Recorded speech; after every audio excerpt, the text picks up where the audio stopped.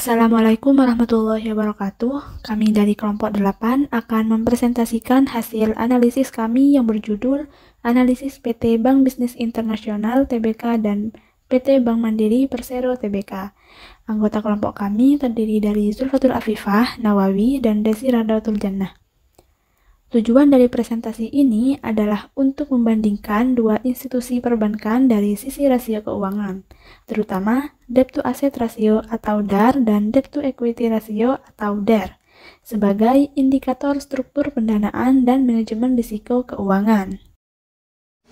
Baik, selanjutnya yaitu PT Bank Mandiri Tbk.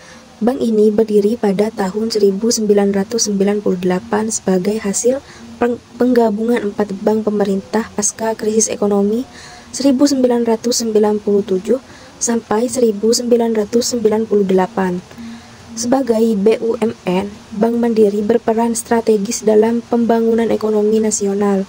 Bank ini melayani berbagai segmen mulai dari individu, UMKM, hingga perusahaan besar. Keunggulan Bank Mandiri adalah jaringan nasional yang sangat luas, termasuk ATM, cabang, dan layanan digital seperti Livin by Mandiri. Bank ini juga menjadi salah satu bank terbesar di Indonesia dalam aset, kredit, dan dana pihak ketiga. Selanjutnya adalah PT Bank Bisnis Internasional Tbk, yang dikenal dengan kode saham BBSI. Bank ini berdiri sejak 1957, jauh lebih dulu dari Mandiri, namun termasuk dalam kategori bank swasta nasional. Yang menarik, BBSI kini fokus pada sektor UMKM dan beberapa tahun terakhir mulai dikenal karena pendekatan digital dan personalnya. BBSI memiliki target pasar yang lebih spesifik dan pendekatan layanan yang inovatif. Contohnya, mereka lebih menyesuaikan produk dengan kebutuhan nasabah, bukan sekedar mengikuti tren besar perbankan. Meskipun belum besar Bank Mandiri, BBSI memiliki strategi yang cukup menarik untuk pasar niche.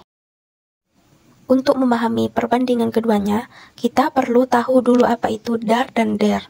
DAR atau debt to asset ratio adalah rasio yang mengukur seberapa besar aset perusahaan yang dibiayai oleh utang.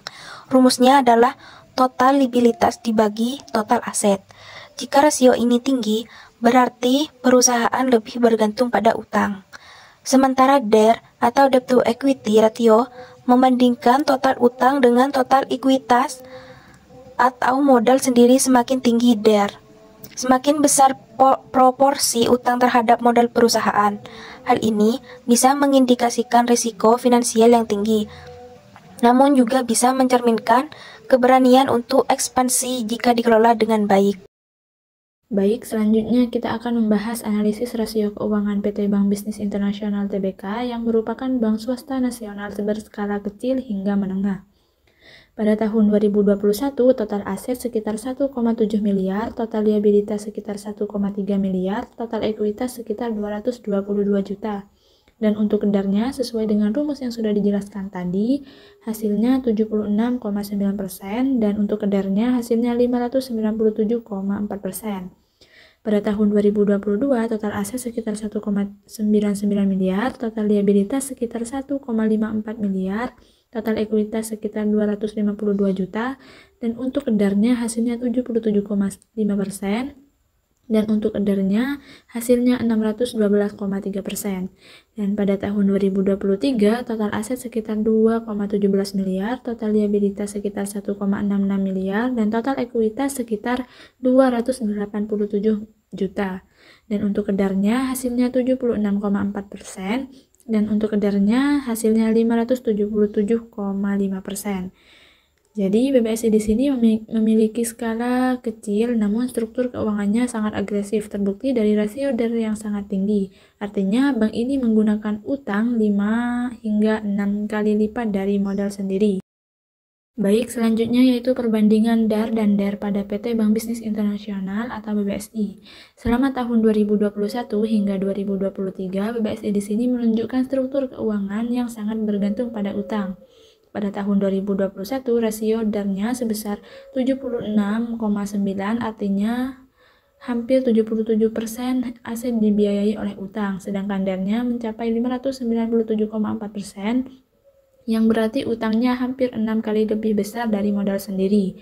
Dan pada tahun 2022 angkanya makin tinggi, DAR sekitar 77,5% dan untuk DAR-nya 612,3%. Hal ini menunjukkan peningkatan ketergantungan pada utang. Dan pada tahun 2023 terjadi sedikit penurunan, DAR turun ke 76,4% dan DAR-nya menjadi 577,5%. Tapi secara umum angka ini tetap menunjukkan struktur pembiayaan yang agresif. Jadi meskipun BBSI di sini adalah bank kecil, tapi cara pembiayaannya sangat berani dan penuh risiko karena utangnya jauh lebih besar dari ekuitas tiap tahunnya. Selanjutnya kita masuk ke analisis Bank Mandiri, bank BUMN terbesar di Indonesia dengan skala nasional dan aset triliun rupiah. Pada tahun 2021, total aset sekitar 2.476 triliun, total liabilitas 2.069 triliun, dan total ekuitas sekitar 406 miliar. Untuk DAR-nya sesuai dengan rumus yang sudah dijelaskan tadi, yaitu hasilnya 83,6% dan untuk DAR-nya 508,9%. Dan pada tahun 2022, total aset sekitar 3.313 triliun, total liabilitas sekitar 3.065 triliun, dan total ekuitas sekitar 248 miliar. Untuk DAR-nya hasilnya 92,5% dan untuk DAR-nya 1.234,7%. Dan pada tahun 2023, total aset sekitar 3.638 triliun, total liabilitas sekitar 3.195 triliun, total ekuitas sekitar 443 miliar. Untuk DAR-nya yaitu 87,9%, untuk DAR-nya 721,3%. Jadi, sebagai bank besar, Mandiri juga menggunakan strategi pembiayaan berbasis uang yang tinggi. Mereka menggunakan utang secara masif untuk ekspansi kredit dan proyek nasional. Namun, karena skala dan kekuatan modalnya, bank ini tetap dapat menjaga kestabilan dengan efisiensi operasional dan pengelolaan risiko yang baik. Baik, selanjutnya yaitu perbandingan DAR dan DAR pada PT Bank Mandiri Persero Tbk. Pada tahun 2021 hingga 2023, Bank Mandiri menunjukkan struktur pembiayaan yang sangat agresif.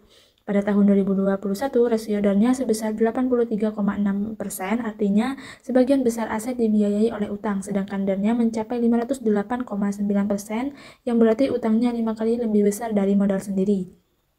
Pada tahun 2022, angkanya naik tajam, DAR menjadi 92,5% dan DAR melonjak ke 1.234,7%. Ini menunjukkan ketergantungan utang yang sangat tinggi. Pada tahun 2023, angka sedikit menurun menjadi DAR-nya 87,9% dan DAR-nya 721,3%, namun tetap tergolong tinggi. Jadi, sebagai bank besar, Mandiri sangat memaksimalkan penggunaan utang untuk mendukung ekspansi, tapi strategi ini tentu harus diimbangi dengan pengelolaan risiko yang kuat. Selanjutnya, perbandingan rasio DAR dan DAR BBSI dan Bank Mandiri pada tahun 2021 sampai 2023. Dari tahun 2021 hingga 2023, kedua bank ini menunjukkan struktur pembiayaan yang sama-sama agresif, namun dalam skala dan strategi yang berbeda. Pada tahun 2021, Bank Mandiri memiliki DAR sebesar 83,6% dan DAR 508,9%, sedangkan BBSI memiliki DAR 76,9% dan DAR 597,4%. Artinya keduanya sangat mengandalkan utang, namun BBSI justru memiliki rasio DAR yang lebih tinggi meski asetnya jauh lebih kecil. Masuk ke tahun 2022, Bank Mandiri mencatat DAR tertinggi yaitu 92,5% dan DAR-nya 1.234,7%. Di sisi lain, BBSI juga meningkat dengan DAR 77,5% dan DAR 612,3%. Hal ini menunjukkan bahwa keduanya semakin meningkatkan penggunaan utang sebagai sumber pendanaan. Dan pada tahun 2023, terjadi penurunan rasio pada kedua bank. Mandiri mencatat DAR 87,9% dan DAR 721,3%. Sementara BBSI memiliki DAR 76,4% dan DAR 577,5%. Meski turun, angka-angka ini tetap mencerminkan tingginya ketergantungan terhadap utang.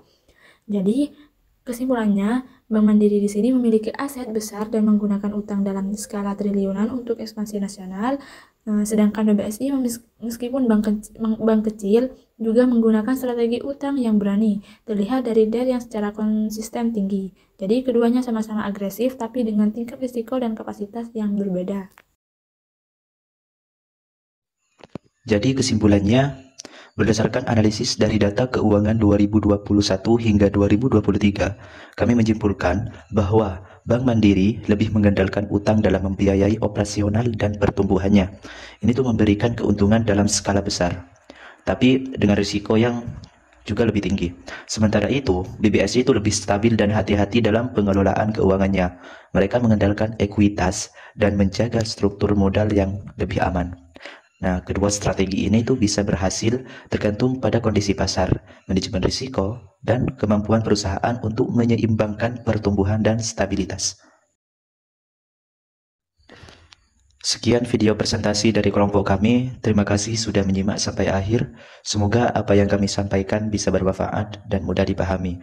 Mohon maaf jika ada kesalahan dalam penyampaian kata dari awal hingga akhir presentasi. Wassalamualaikum warahmatullahi wabarakatuh.